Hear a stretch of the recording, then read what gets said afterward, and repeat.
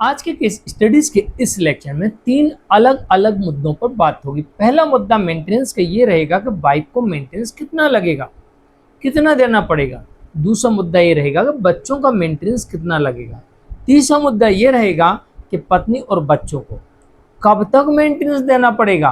तीनों बातों को ध्यानपूर्वक समझ लीजिए। अगर आपके ऊपर मेंटेनेंस का केस आ चुका है, आने वाला है, या आपके केस में मेंटेनेंस लग चुका है या अभी लगने वाला है, तो ये जानकारी आपके लिए बेहद महत्वपूर्ण हो सकती है।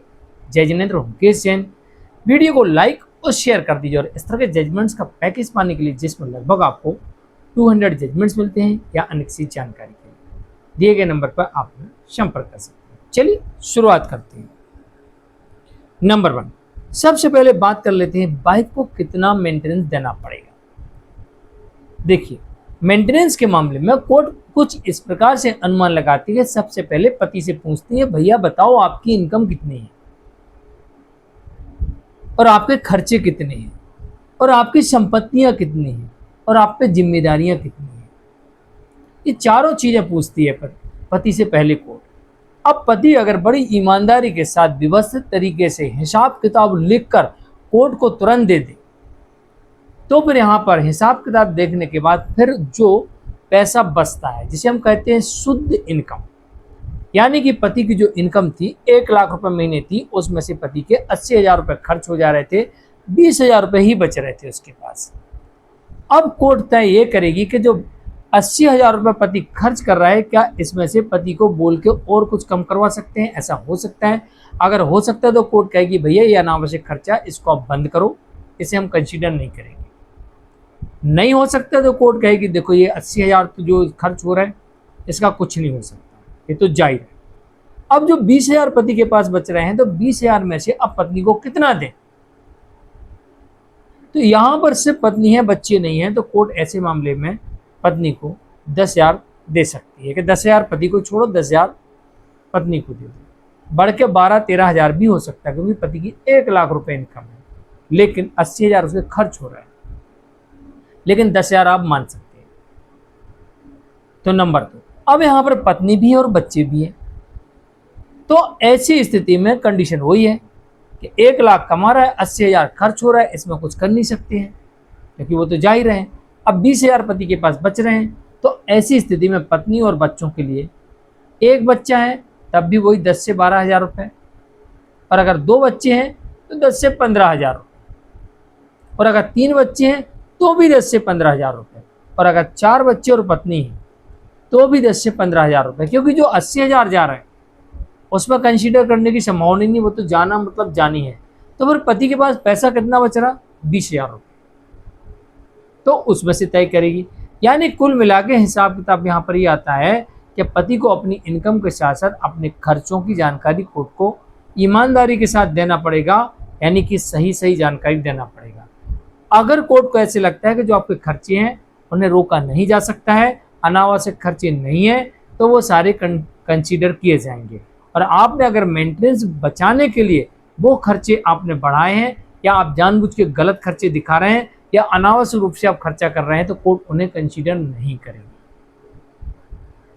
मान लीजिए यहाँ पर आपके जो 1 लाख रुपए सैलरी में से 50,000 से ऊपर आपके खर्च ही नहीं होते थे, तो फिर ऐसी स्थिति में लगभग 20,000 रुपये पत्नी को मिल जाएंगे।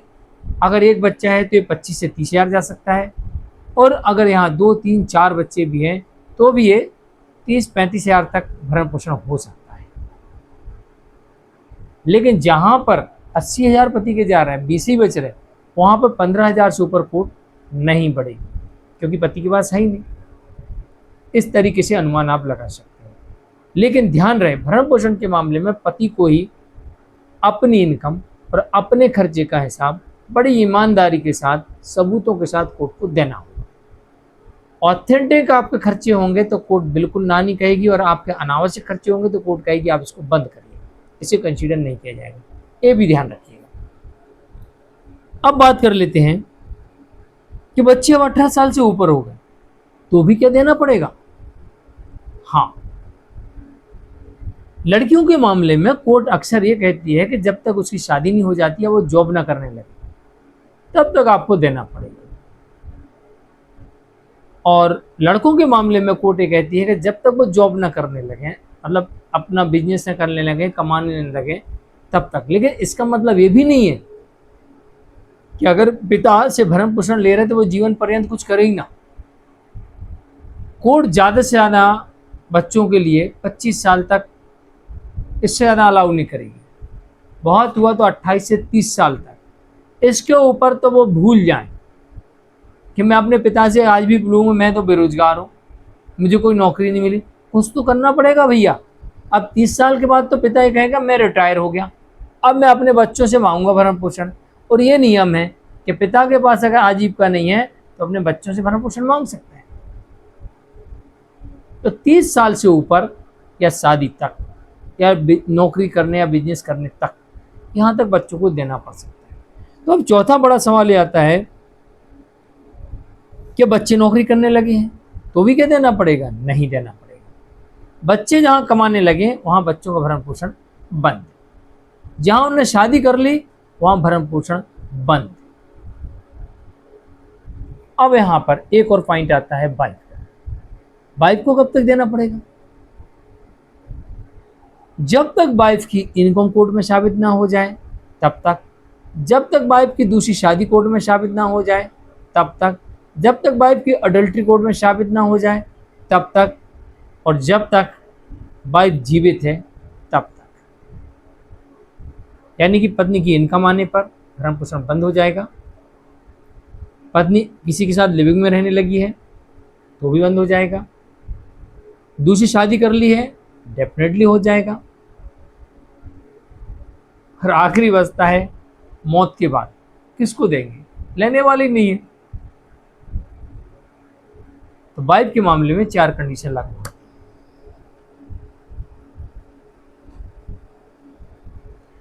अब इसमें एक सवाल आता है कि आपका जो बिजनेस है, जॉब है, आप उस बिजनेस या जॉब से अपनी इनकम की गणना कैसे करेंगे और कोर्ट को अपने खर्चे और इनकम कैसे बताएंगे? देखिए, आप बिजनेस करते हैं तो आपकी income tax return copy, bank statement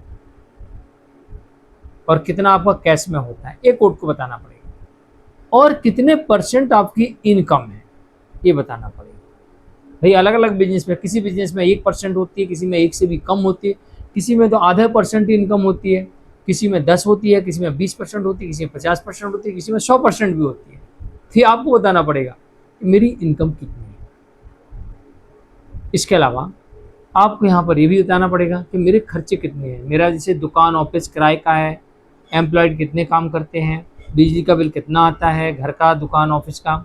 इसके अलावा अन्य खर्चे जैसे होते हैं नाश्ता, चाय बुलवाना, वहाँ पर काम करने के लिए लोग रखना, घर में काम करने के लिए लोग बुलवाना, झाड़ू पोंछा बर्तन वाले। इसके अलावा राशन आता है आपके घर में, बिजली का बिल आता है, गैस का बिल आता है, DTH आपका लगता है, DTH का रिचार्ज लगता है, वाईफाई का रिचार्ज लगता है।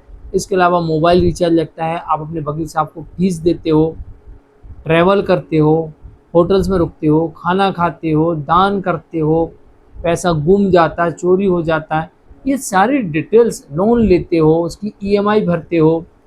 कोई आपके घर में ऐसा व्यक्ति है जो पढ़ रहा है तो उसके एजुकेशन पर खर्चा होता है, कोई बीमार पड़ गया तो उसके इलाज पर खर्चा होता है, घर का रिकंस्ट्रक्शन कराना उस पर खर्चा होता है, घर का रेनोवेशन कराना उस पर खर्चा होता है, नया घर खरीदना उस पर खर्चा होता है। तमाम प्रकार के खर्चे होते हैं वक्त वक्त पर। तो आपको हर साल का खर्चा आप कोर्ट में दिखा के और हर साल उस भरण पोषण के आदेश को परिवर्तित करवा सकते हैं। ऐसा भी हो सकता है, यानी परिस्थितियों के अकॉर्डिंग ही भरण पोषण का आदेश को तय करते हैं। तो कुछ इस तरह से आप अनुमान लगा के अपने केस में पक्ष रख सकते हैं और हर साल अपने भरण पोषण के आदेश में परिवर्तन भी करवा सकते हैं परिस्थितियों के आधार पर। आज के लिए इतना ही। मैं हूँ केस जैन। नमस्कार।